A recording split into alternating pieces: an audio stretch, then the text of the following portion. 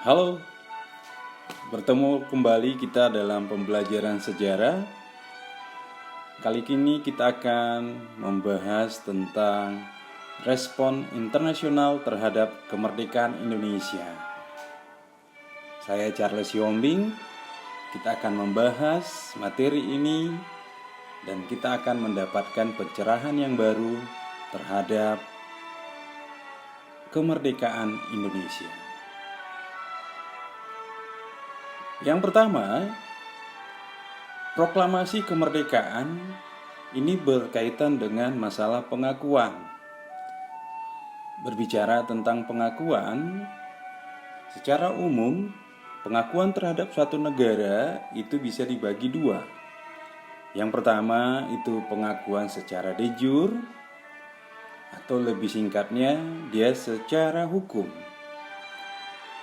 Pengakuan secara de jure itu berdasarkan pertimbangan menurut negara yang mengakui organisasi yang diakui telah memenuhi persyaratan hukum. Artinya, persyaratan hukum ini sangat penting untuk melakukan hubungan internasional. Yang kedua, pengakuan secara de facto. Pengakuan secara de facto adalah fakta. Fakta yang menunjukkan bahwa sebuah negara itu memang memenuhi syarat sebagai suatu negara secara fakta, secara nyata. Kalau disimpulkan, kita bisa melihat syarat berdirinya negara modern. Yang pertama, adanya wilayah, adanya rakyat, adanya pemerintahan yang berdaulat, dan pengakuan dari negara lain. Inilah yang disebut secara de facto dan de jure. Nah, apakah Indonesia sudah memenuhi syarat secara de facto dan secara de jure sewaktu Indonesia membacakan proklamasi kemerdekaan? Ini sudah kita bahas pada materi sebelumnya di kelas 11.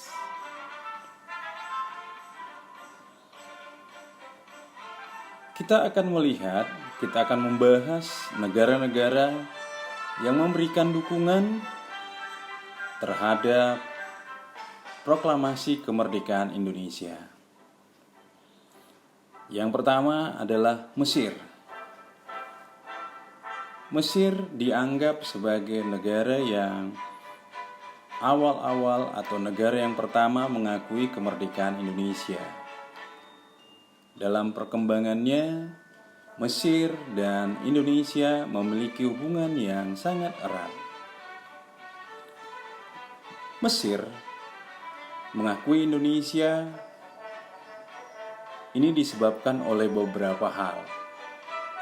Yang pertama, kemerdekaan Indonesia dianggap oleh Mesir adalah usaha Indonesia untuk memperjuangkan atau menunjukkan bagaimana Indonesia berjuang. Berikutnya adalah Mesir dan Indonesia mempunyai persamaan agama, yaitu sesama Muslim. Dari sejak dulu, banyak pelajar-pelajar Indonesia yang belajar di Mesir. Bahkan, banyak ulama-ulama Indonesia juga menamatkan pembelajarannya di Mesir, dan ini berlangsung sampai saat ini. Kemudian masyarakat Indonesia juga banyak yang bekerja di Mesir, karena berkaitan dengan Mesir juga memerlukan tenaga atau sumber SDM dari Indonesia. Berikutnya adalah India. Negara India sampai sekarang adalah negara yang merupakan sahabat Indonesia. India dan Indonesia mempunyai beberapa persamaan, yaitu adanya perkembangan budaya Hindu-Buddha.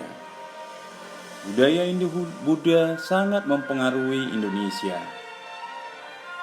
Bahkan Indonesia bisa mengenal baca dan tulis. Ini adalah merupakan pengaruh dari kebudayaan Hindu-Buddha yang berasal dari India. India dan Indonesia mempunyai persamaan nasib. Sama-sama dijajah oleh bangsa Eropa dan sama-sama ingin merdeka. India dan Indonesia, pemimpin-pemimpinnya merupakan sahabat-sahabat, mempunyai hubungan yang dekat antar pemimpin mereka.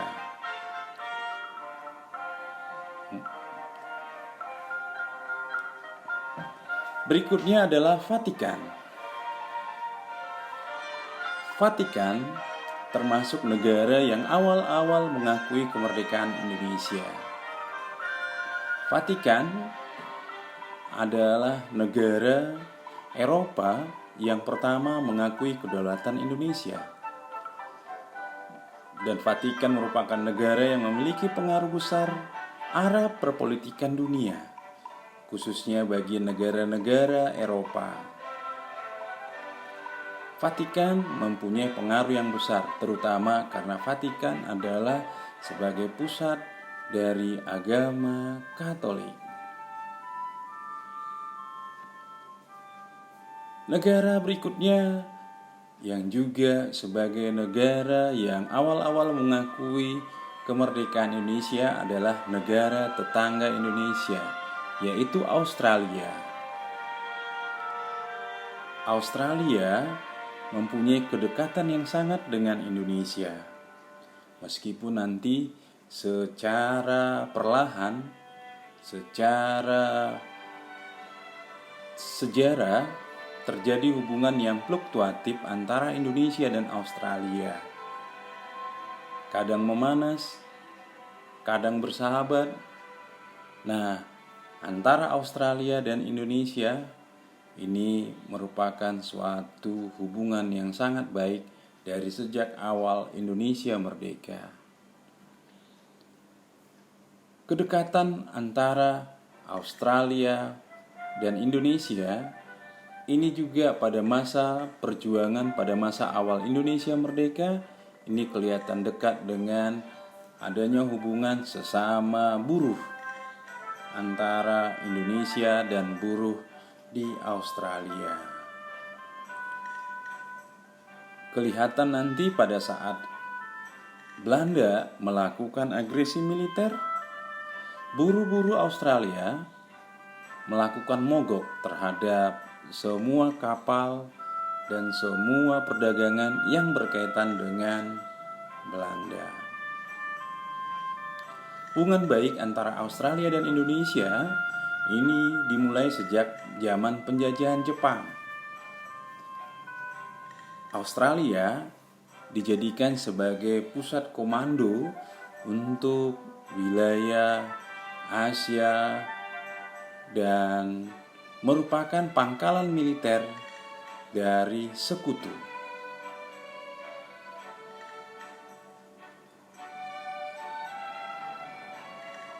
Antara Indonesia dan Australia memiliki persamaan tujuan, yaitu sama-sama ingin membebaskan diri atau tidak senang terhadap penjajahan.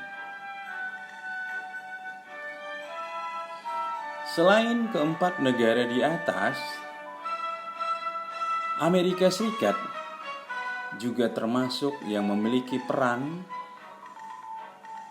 dalam mendukung kemerdekaan Indonesia. Amerika Serikat adalah negara yang besar, negara superpower. Amerika Serikat dalam sejarah mempertahankan proklamasi Indonesia mempunyai beberapa peranan. Yang paling penting adalah pada awal kemerdekaan, Amerika Serikat menyediakan kapal perang mereka yang bernama USS Renville sebagai tempat untuk berunding antara Indonesia dan Belanda. USS Renville ini dianggap sebagai tempat yang netral sehingga Indonesia dan Belanda bisa secara damai, bisa secara aman untuk membicarakan hal-hal yang berkaitan dengan perdamaian. Amerika Serikat diwakili oleh Frank Graham itu melakukan atau ikut dalam proses perdamaian Indonesia, di mana Amerika Serikat mengambil posisi netral dalam perundingan antara Indonesia dan Belanda. Amerika Serikat bersama Australia dan Belgia, mereka masuk dalam Goodwill Commission yang digagas oleh PBB. Goodwill Commission ini di Indonesia dikenal dengan Komisi Tiga Negara. Amerika Serikat juga termasuk yang negara yang keras mendesak Belanda untuk bersungguh-sungguh berdamai dengan Indonesia. Bahkan Amerika Serikat memaksa Belanda untuk menghentikan seluruh operasi militernya dan mendesak pemerintah Belanda untuk mengadakan perdamaian dengan Indonesia. Belanda yang merasa terdesak oleh Amerika tidak bisa berbuat banyak, karena Amerika bisa menekan Belanda karena Amerika membantu Belanda, membantu ekonomi, membantu militer dengan program Marshall Plan. Akhirnya atas inisiatif, atas persetujuan, atas dukungan dari Amerika, Indonesia dan Belanda melakukan perundingan, yaitu perundingan Linggarjati dan perundingan Renville. Ini merupakan suatu hal yang menunjukkan bahwa Amerika Serikat mendukung kemerdekaan Indonesia.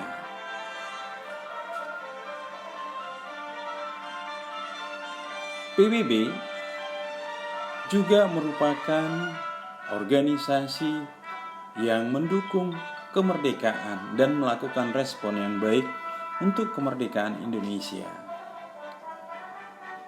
PBB mengirimkan walinya atau perwakilannya dalam proklamasi kemerdekaan Indonesia, tapi tidak secara langsung.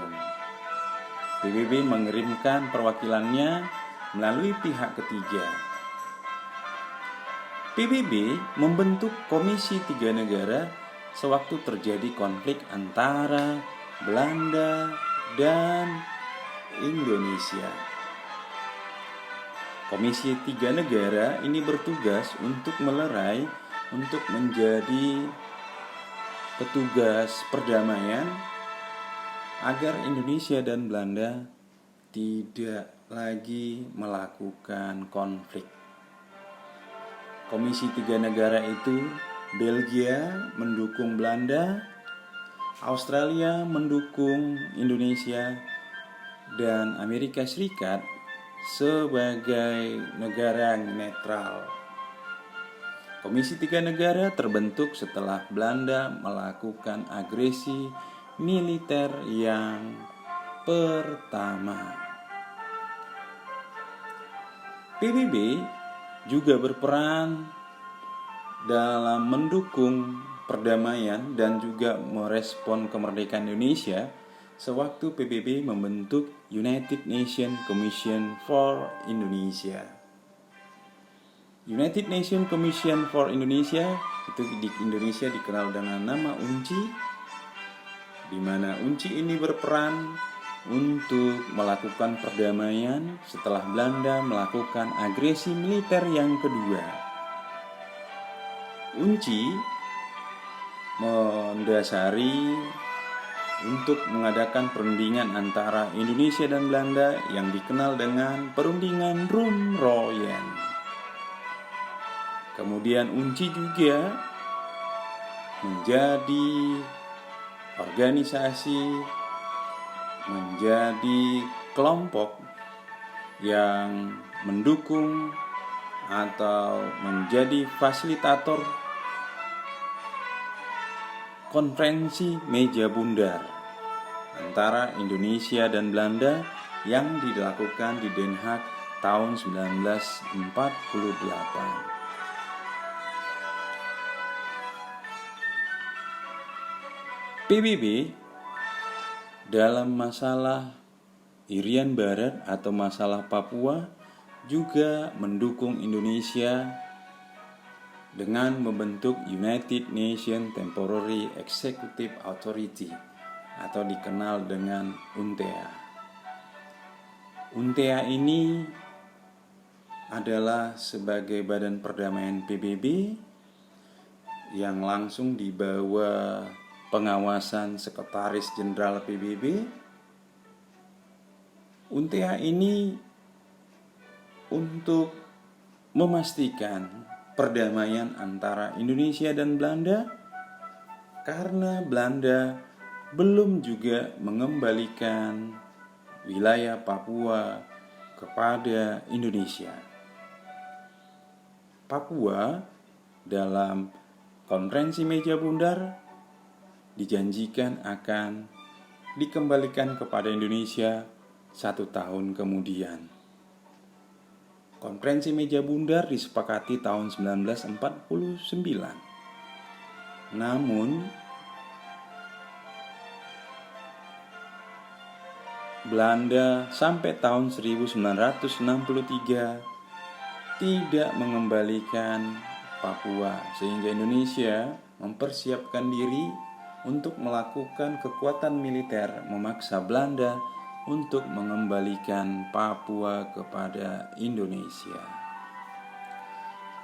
UNTEA ini secara serius melakukan pendekatan, melakukan penekanan, dan melakukan hal-hal yang untuk menyelesaikan permasalahan antara Indonesia dan Belanda, sehingga secara resmi pada tahun 1963 Papua dikembalikan kepada Indonesia. Dan UNTEA juga sebagai pengawas sewaktu dilakukan jajak pendapat atau referendum tahun 1969 untuk menentukan pendapat apakah rakyat Papua mau bergabung dengan Indonesia atau opsi lainnya. Terima kasih untuk perhatian kita semua. Apabila hal ini dianggap, materi ini dianggap perlu, silahkan lakukan subscribe, like, and share. Dan terima kasih, sampai bertemu dalam materi sejarah lainnya.